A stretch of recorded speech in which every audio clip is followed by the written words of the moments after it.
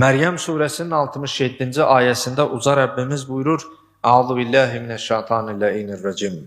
Əvəla yəzkurul insanu ənna xələqnahu min qablu və ləm yeku şey'ən? Məgər insan ilk öncə onu heç bir şey deyilkən, yəni yox ikən yaratdığımızı xatırlamırmı? Əvələm yazkurul insan. İnsan niyə düşünmür bu barədə? Niyə fikirləşmir ki, o heç bir şey ikən, yəni yox ikən biz onu yoxdan var etdik, onu xəlq etdik, ona bu nemətləri bəxş etdik. Bu barədə insan niyə düşünmür? İnan düşünsə, Rəbbinə dönüş edər.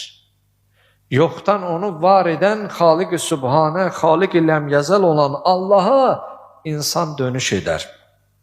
Deməli, bu ayə insana özünün yaradılışı barəsində, yoxdan var olub, yoxdan xəlq olması barədə düşünməyə, təfəkkürə vadar edən ayədir. Yəni, insan, sən hardan gəlmirsən?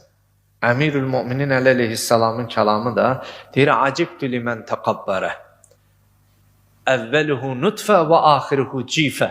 Deyir, mən o egoist, xütpəsənd, o təkəbbür insanlar var da, cəmiyyətdə rastlaşırıq. Deyir, mən o təkəbbürlü eləyən insanlara təəccüb eləyirəm. İnan, elə təkəbbürlü insanlar var ki, yeriyəndə də ayağın bir sağa, sola elə vurur, elə bil ki, tabi, yeri göyü xəlq eləyən elə budur. Əmirül Müminin əleyhissalam buyurur ki, bəşər, sən nəyə təkəbbürlü eləyirsən? Əvvəlün nütfə, axırın da cifə. Bəşər, gəldiyin yeri unutma. Hardan gəldiyi yadından çıxarma ki, yolundan da, məcrundan da çıxmayasan. Xəttində daimi sabit qədəm qalasan. Deməli, bu ayə insanın öz yaradılışını xatırlamağa, öz mənşəyini xatırlamağa vadar edir. İstəyir ki, insan düşünsün ki, bir vaxt heç bir şey deyil idin. İndi isə düşün, özün barəsində fikirləş ki, bu ağlı sənə verən bir varlıq var. Bu gözü sənə verən bir varlıq var.